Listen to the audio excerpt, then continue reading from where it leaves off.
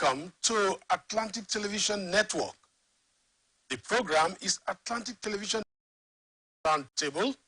That is a gathering of media professionals, media personalities, who come here to dissect issues that are trending in the polity, giving them perspectives and insights and balanced opinions. Here we don't take sides, and we're not opinionated when it comes to issues that need objective presentation. So we're coming to our living room this evening, and we are good to go. Let's look at some of the headlines that are trending in the polity. 53 road projects up for funding with 150 billion naira bond. Host communities demand timely inauguration of NDDC board. And from Ogun State comes the report that Ogun State Assembly urges DSS to release member. Yobe State, 65-year-old man arrested for allegedly having wife. Security stories, Senate CUs for special military operations over bandits, kidnappers. From the nation's capital, NGO urges police to probe death of one chance victim. This is one syndrome that has claimed many victims. These are some of the headlines. My name is Bon Woke. Of course, we're going on a short break. When we come back, we hit the headlines. We hit some of the stories in detail.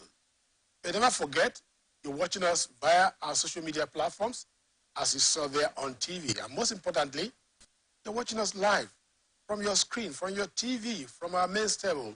We're talking about StarTimes 194. Don't go away. We'll be right back. Stay tuned.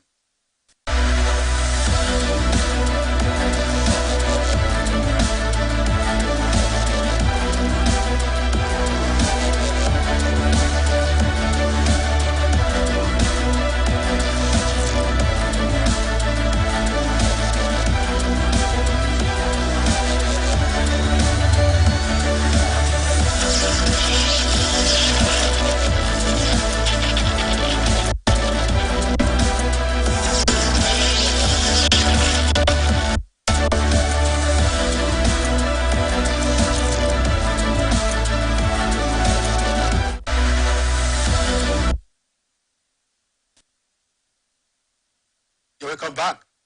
I'm not alone here in the studio. I have Patrick Dambo. Patrick Dambo, you're welcome to the program. Thank you, Mr. Bo.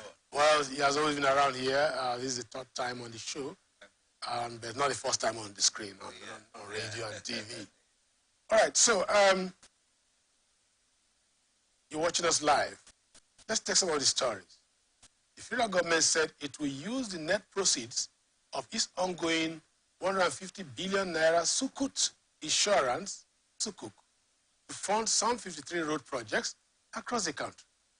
Director General Debt Management Office, Mrs. Patience Oniha, disclosed this at an investors forum on Thursday in Abuja, saying the 53 roads cover more than 3,000 kilometers.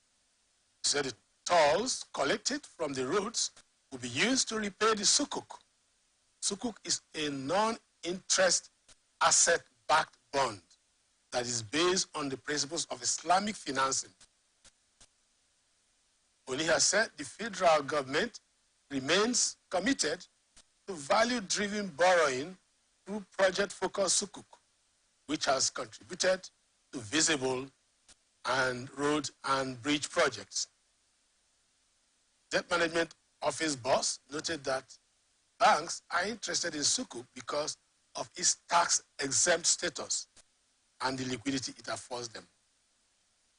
This is an Islamic banking or financing system that has interest exempt, as it were, I've said so. And they intend to use that project to fund roads. Yeah. Well, good evening to us. Thank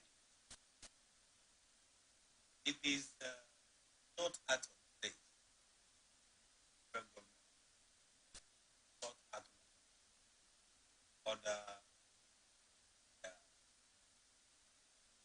citizens.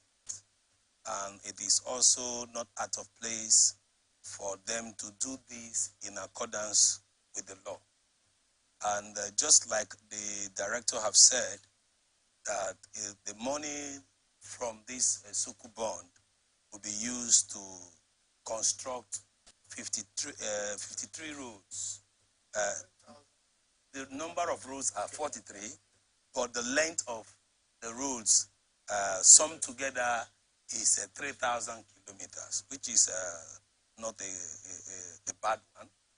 It's a welcome development. And she has also pointed out that in the bid of constructing the road, they have put measures in place to recoup, the fund that will be taken from the Suku loan, so to say.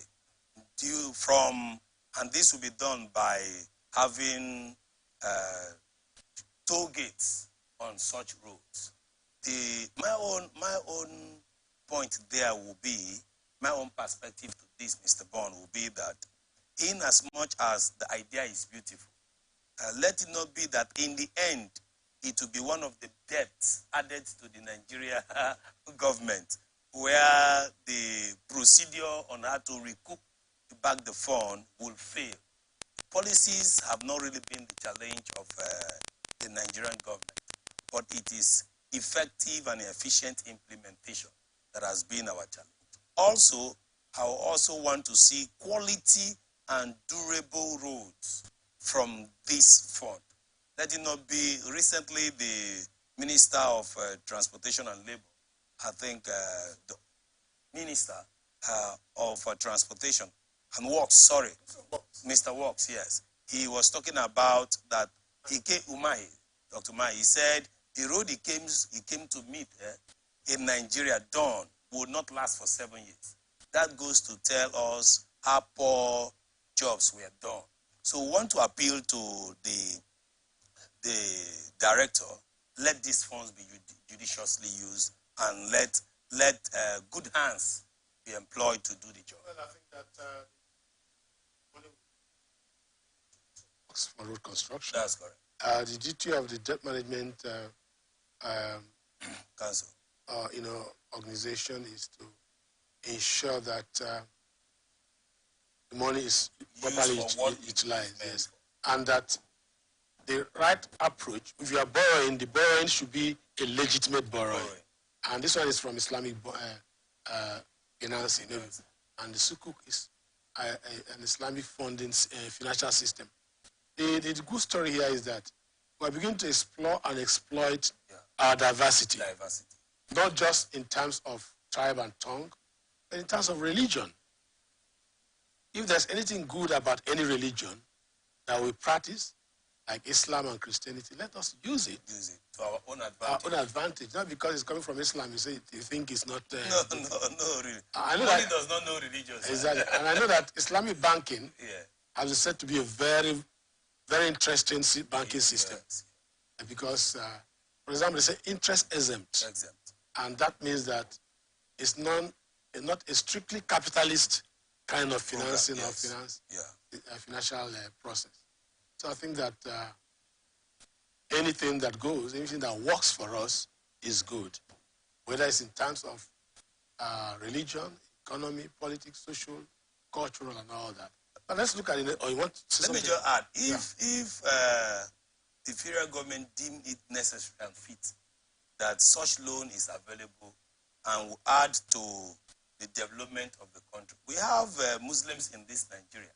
So if their own contribution... The president and the vice president are Muslims. So what are we talking about? So if they have seen something that can do good to the nation and not do harm, we are not anti-Muslim people. We are not anti-religious. To even say Nigeria is a religious country. We shouldn't be when it comes to economic development. Yes, as the main word. Exactly. It has to do with the economy, this development of the economy and the country. Well, I think that whatever they are doing, Omahi has said that concrete roads are better. Yeah. And that he was going to go for concrete roads. Yes. Let's see that we are going to get roads that are very good. And let's look at the next story. Niger Delta Oil and Gas producing communities forum has called for the timely inauguration of the newly constituted board of the Niger Delta Development Commission to expedite the transformation of the region. This was contained in a press statement signed by the forum's chairman, Chief Mulade Sherif from Delta State, and Secretary, Honorable Goodness Getaway from Bayelsa State. Statement made available to journalists in Warri, Delta State on Thursday, congratulated Bola Ahmed Tinubu on his electoral victory and also appreciated his magnanimity for nominating the NDDC board members across the member states in accordance with the NDDC Act 2000. The statement read partly, "We appeal to Mr. President to kindly consider the constitution of the board as a matter of urgency and forward the nominees to the Senate for screening confirmation so that the board could be fully presented by all members."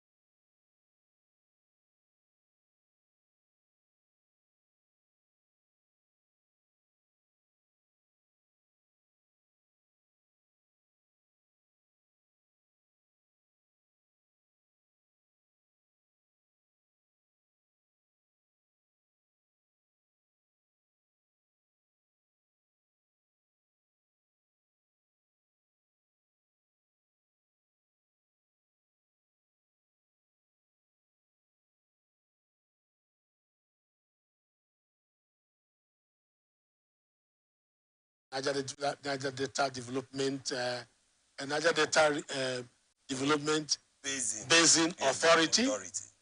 These were different agencies that were set up for intervention purposes in the development of this peculiar environment, because the region needed peculiar attention.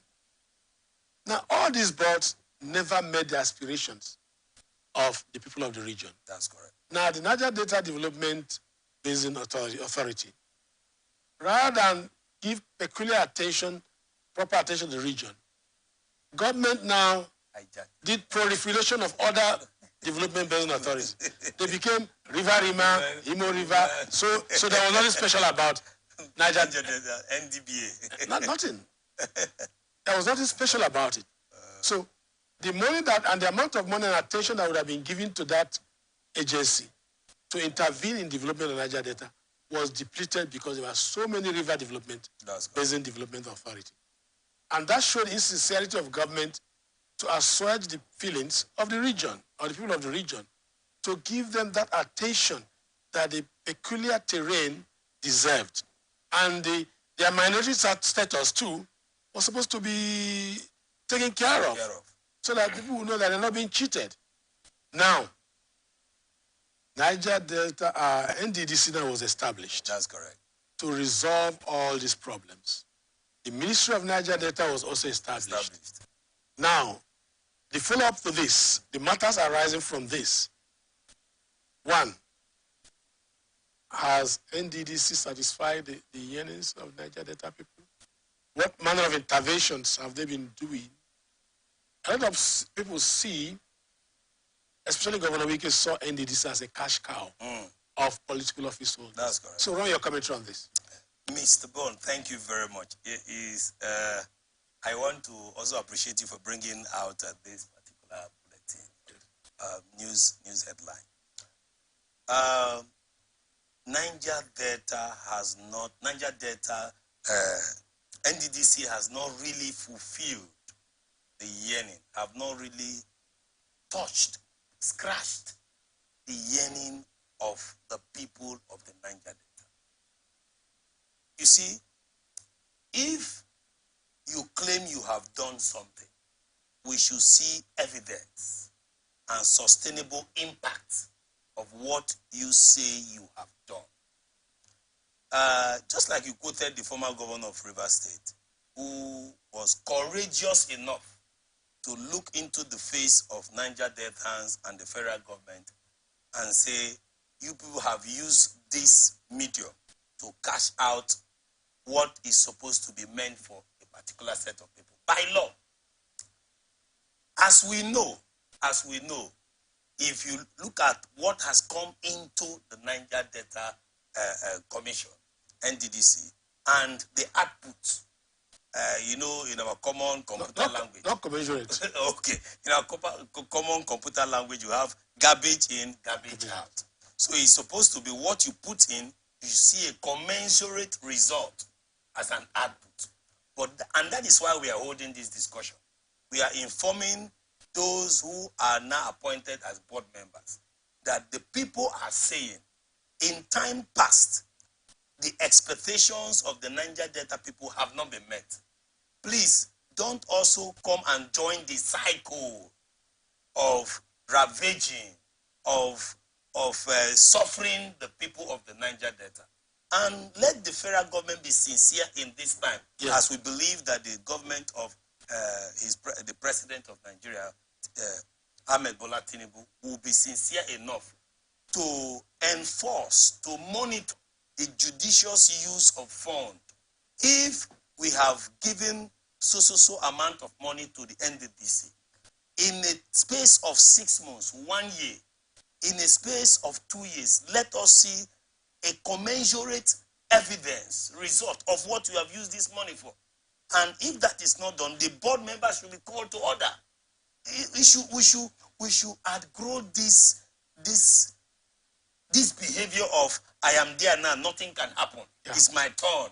You understand? And you know that before now, federal government was not being sincere with this board. That's very good. That's why you have this euphoria, this excitement that is a board, because they were running the agency illegally, politically, by having caretaker board members, yes, which was against. There's no such place in the law.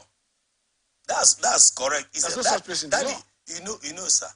A friend of mine who is a lawyer says lawyers depend on lacuna to win cases, exactly, and to turn around cases to their favor. And they need somebody with impunity to create that lacuna. There is no such place in the law that accommodates an ad hoc setup commission. Yes. Commission. There is no such. So when you see people do things with impunity, you should know that there is somebody.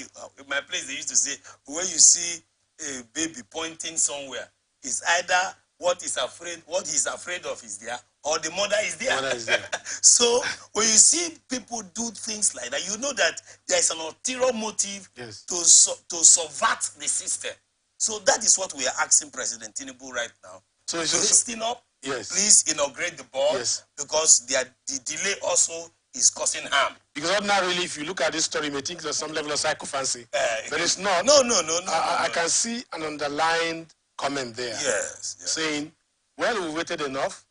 Luckily, you have done the needful. Yes. Let us see the board function so that the board can do what it is designed to do. Yes. That's the point. Because the inauguration will empower, the board. Legitimately, because they have protested, yes, over time, yes, that what we have is not a proper board. That's correct. Give us what will meet up the yearnings of the people. And, that's the point. Within the ambits of the law. Yes, sir. Yeah. Now let's look at this story. The Ogun State House of Assembly on Thursday raised concerns about the continued detention of its member, representing Shagamu Constituency 1, Dami Lare Bello, by the Department of State Services. Reports indicate that DSS arrested Bello on September 20 in connection with cult killings in Shagamu. The Assembly on Thursday passed a resolution demanding the release of the detained lawmaker so his conscience will not suffer a lack of representation. The resolution followed a motion by the majority leader, Yusuf Sherif, seconded by minority leader Lukman Adeleye, and supported by other lawmakers through a voice vote at the plenary, presided over by the Speaker, Olakunle Olomo. Earlier in their submissions, the lawmakers asked the DSS to release Bello on bail pending the conclusion of their investigation. I know why you are laughing. You were laughing because you were here on this program when we were talking about what could happen to this lawmaker, Yes. who was obviously, even though allegedly, as we say in the media, was aiding and abetting cult activities. Yes. Even accommodated them. That's correct. In his compound. That's You know? correct. And the court members had killed some people during their rampage in Shagamu. And this man was arrested. And we were saying it on this program that we should not take the situation seriously, because something, before you know, somebody will press button somewhere and it's released. Because the problem we have had in Nigeria, I've always said it, that when you go deeply into the political economy of cultism in Nigeria, the first culprit, the first group of persons that are culpable are politicians who go around with thugs. Yes, sir. Politicians who go around with thugs. Not Yes, every politician does that. Yes, sir. The politicians who go around with thugs. That's good. And so they build that cleavage, that group of persons, to a point where they become cults and became sustainable sources of mayhem during elections. That's correct. That's correct. And look at him assembling cultists, allegedly, of course. That's correct. Because he was caught red-handed. And then the House is passing a resolution. Rather allow him face. Mr. Bond, is that I want you to comment on that. Is that not funny? A question I want to ask the State House of Assembly. Question. Ogun State. Ogun State. Question I have for them now. As I've always said, there is a judge that is with him, and that judge is called conscience. Yeah. This resolution, voice vote, agitation you are making now, if it was the son of a Gary seller, Or an ordinary man in the street. I know where I'm calling Gary. Yes. If it was a son of a meat seller, Yes. a woman who has a kiosk by the roadside, or a driver who DSS picked, will the representative of that man's constituency come to the house and now advocate that DSS should release the man? On the other hand, yes, if DSS have arrested him, by law, there are a number of days somebody should be in custody, depending on how grave, how severe the case is, or the crime is. But in this case, is the Ogun State House of Assembly in the place now to now pass a resolution to DSS on how fast they should do their job? Their prosecution. So is it how it is now they are knowing that his constituency will suffer because of his accent in the house? This goes a long way to tell us how even those who we trust with our electoral might and power and will have turned around against us. Just like you said, this person is not really, in quote, allegedly. They caught him. A thief ran into your house. You did not raise alarm. Please, I don't know him or this. You accommodated the thief. The police chasing the thief met the thief in your house. You are not telling me you don't know the thief. And the thief have been seen with you in several occasions. No. Let us own up to our responsibility. Let us be pious in our dealing. Please, DSS, we will encourage you to do your due diligence in your investigation. But I do not subscribe to the resolution passed by the Ogun State House of Assembly to release a man who has been arrested. All they should do is to encourage DSS to do their job well, and if he's found guilty, he should be prosecuted and let him face the law. If he's not, he should be released. Let the court decide. Let the court decide. Not now dictating that he should be released for. Is it now they know that his constituency is facing misrepresentation or representation? A serious case like courtism. Like courtism. Especially in a case there was a rampage and some people lost their lives in Shagamu. If the son of one of them were victims of that court clash or court attack, would they have the confidence, moral jurisprudence to ask that man, they will have been the one that will have been chasing after him? But maybe because none of them were affected. That is why they are now telling the DSS, okay, please do what you need to do and release the I think that what they are doing is unnecessary meddlesomeness. Meddlesomeness. And they are taking Nigerians for a ride. That crime is a very serious crime. They should keep quiet, watch him pass through the process of prosecution. Because if you release him and he goes at large, anything can happen. Who will bring him back? Exactly. Would they write an undertaking? Let him pass through the process. No. That is the objective things to do. Then what they do is to monitor the whole prosecution. That's correct. If they want to give him legal support, they can do that. To make sure that he's not maltreated. He's not brutalized. He's not victimized. Victimized, correct. That should be the matter. Even until he's proven guilty in court, let the law take its due course. That's what they are supposed to do, and advocate for due diligence by DSS. Not now to be passing a resolution. Okay, we hope to see more resolutions when something else will happen to a commoner in the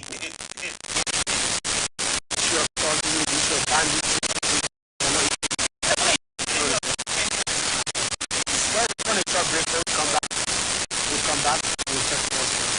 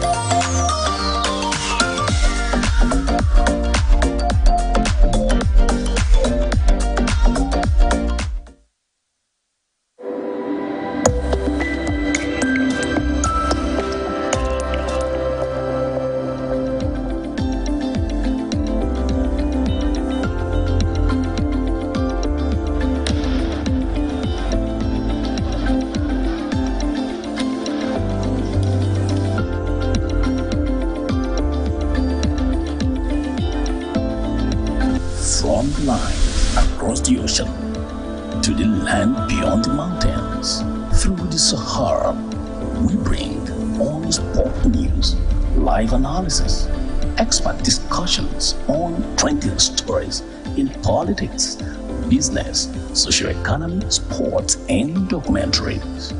So catch all the updates on the happenings around the globe. Stay focused on the fact today, only on ATN.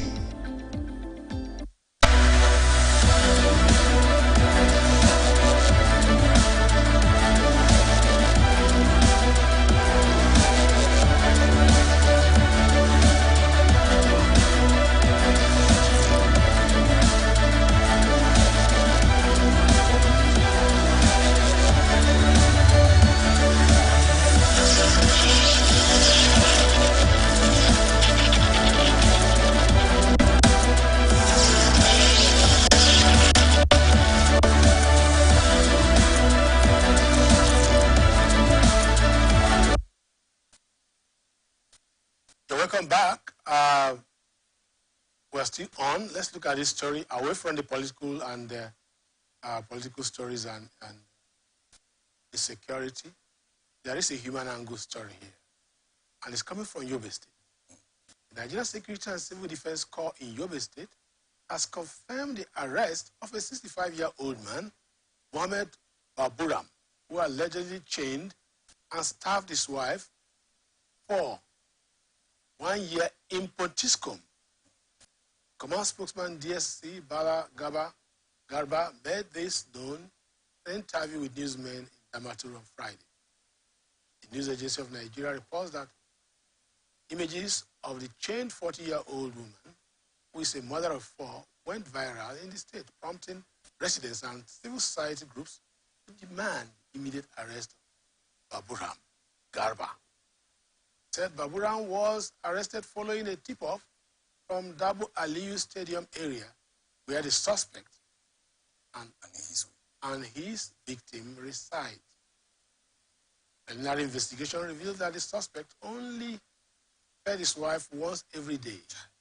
The suspect also said he chained his wife because she has some mental health issues.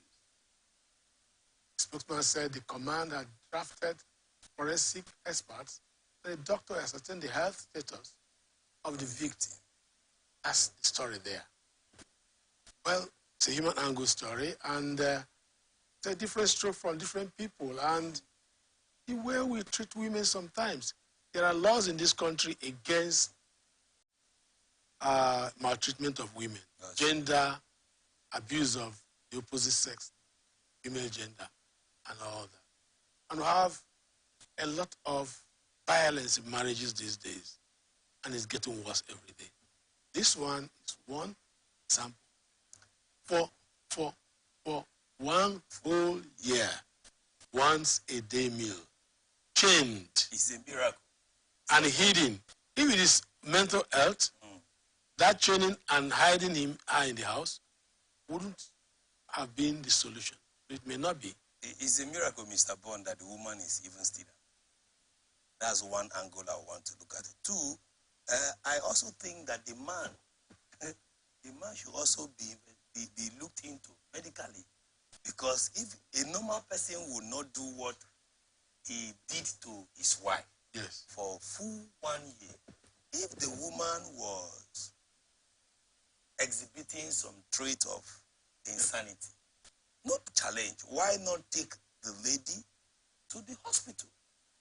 Is he that is not able to know where the hospital is? Is it that he doesn't have money for the treatment? Is it that there is no such hospital in the vicinity or in the state?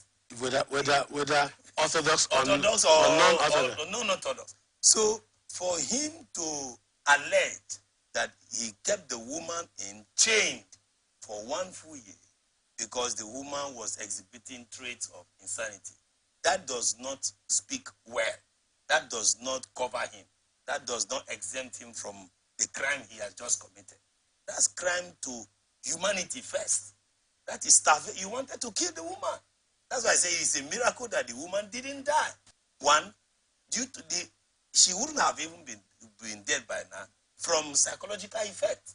When you see yourself chained in a place and the person doing this thing to you is your own husband, somebody you love, so to say, that depression alone will have killed that woman. It's a miracle she's alive.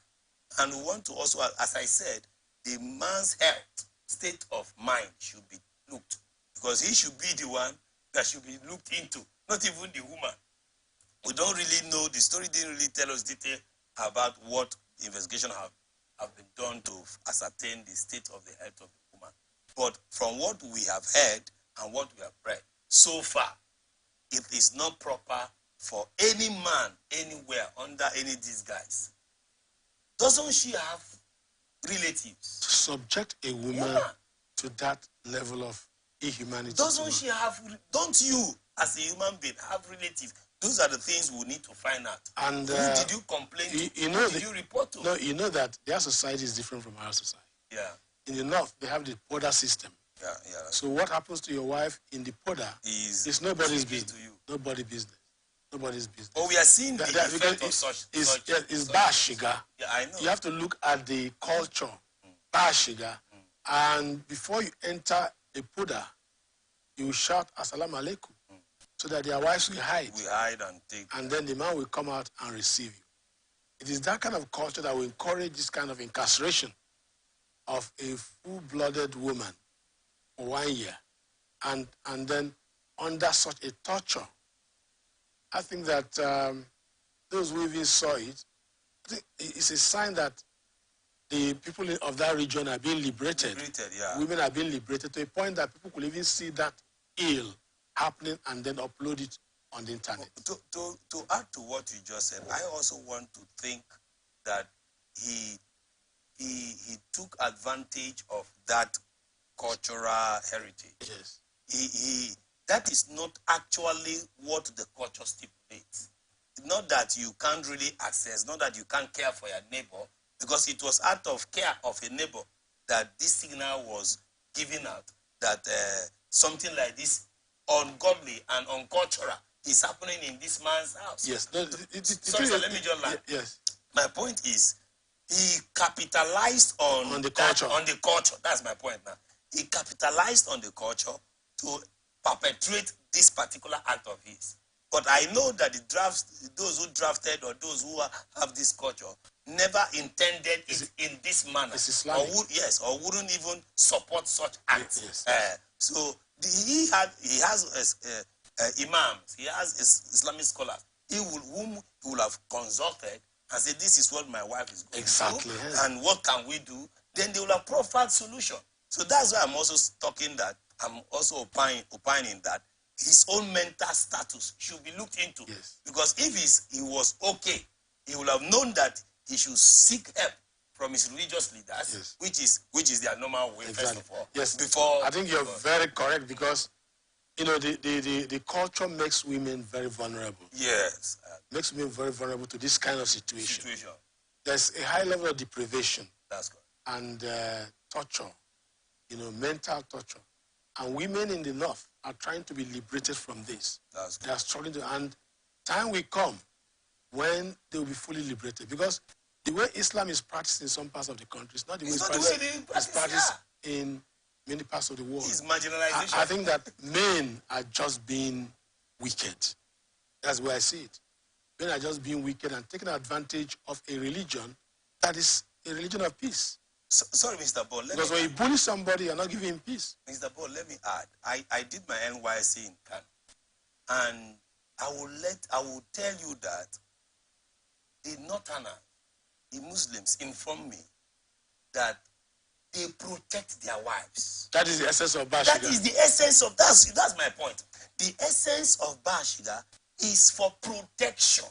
Not for deprivation, not for marginalization. They keep them there because when you go to their market, you see men. Women are hardly there. It's for and when you see women, you see widows and old women. That is only, that's correct. Their women are so honored. In fact, they believe that a woman shouldn't work.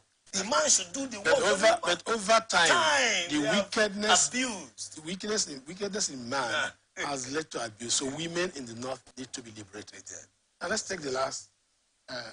One of the last stories here, and see how far we can go on this discussion. Wow. Because time is half flying. The upper legislative chamber yesterday raised alarm over the worsening state of insecurity in the country, saying that police remain one of the solutions. State police remain one of the solutions to the problem. Also spoke of summoning the security chiefs to speak on how to present the state of insecurity in the country and how it could be tackled, and demanded special military operations against banditry, kidnapping, and other violent crimes, especially in the north and northwest. Senate's resolution came against the backdrop of a motion moved by Senator Abdulaziz Yaradua, APC Katsina plenary yesterday. Presenting the motion, Yaradua raised some concerns over the kidnap of 5 female students of the Federal University Osima in Katsina State in their hostel on Wednesday. said about 24 students of the Federal University of South Zamfara State were also abducted recently. 16 of them have been successfully freed following rescue operation by security agencies, he said. Radua also said that kidnapping had thrown the university communities into a panic mode. But there was also the case of eight National Youth Service Corps members who were kidnapped by suspected terrorists on their way to camp in Zamfara State on August 21st. USC Corps members were traveling in a Akwa Ibom transport company bus from Uyo, Akwa Ibom, Sokoto State for the one-year mandatory National Youth Service. When their vehicle was intercepted by the terrorists, he said. What manner of story is this? I think that the Senate here, that's the kind of motion that we should hear from the floor of the House. Yes. Motion that takes care of the common interests of the common, ordinary Nigerians. Now, we've raised concerns on this program. And some of our colleagues in other fora have also raised concerns about the need to protect our schools.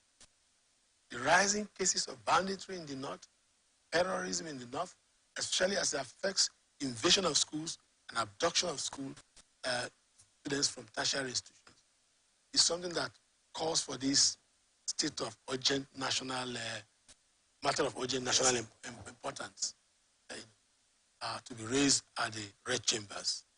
And it is timely. There are different solutions to this. Mr. Bond, thank you. I think they have done well. This is what is expected of them.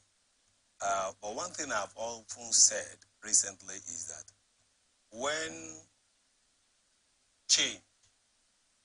positive change makes or becomes impossible, then forceful change becomes inevitable. When positive change becomes impossible, then forceful change becomes inevitable. I want to request that the upper chamber of the National Assembly should go further, having made this resolution, having made this call to the security agencies. They should go further and give support. Because, you see, before, it was a drop. It has gone from being a drop to a bucket. It's no longer a bucket. It's almost a stream and a river. Very soon it will become an ocean that comes with flood. And nobody will be exempted.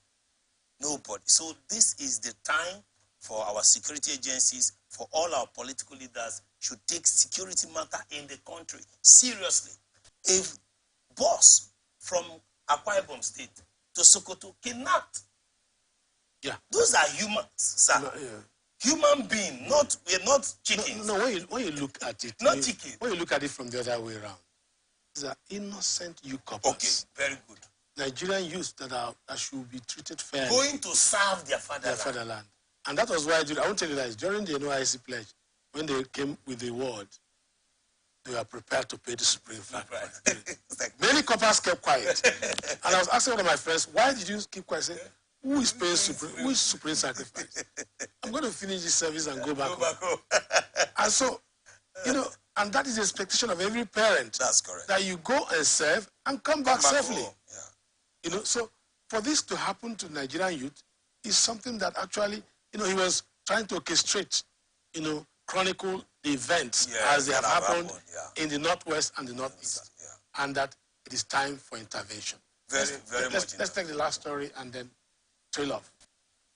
Young African Leaders Initiative Network, Abuja, has called for an intensified probe into the tragic death of greatness Tolulokpe Olorunfemi, who was a victim of one chance, a common crime in Abuja involving criminals, luring unsuspected passengers into vehicles.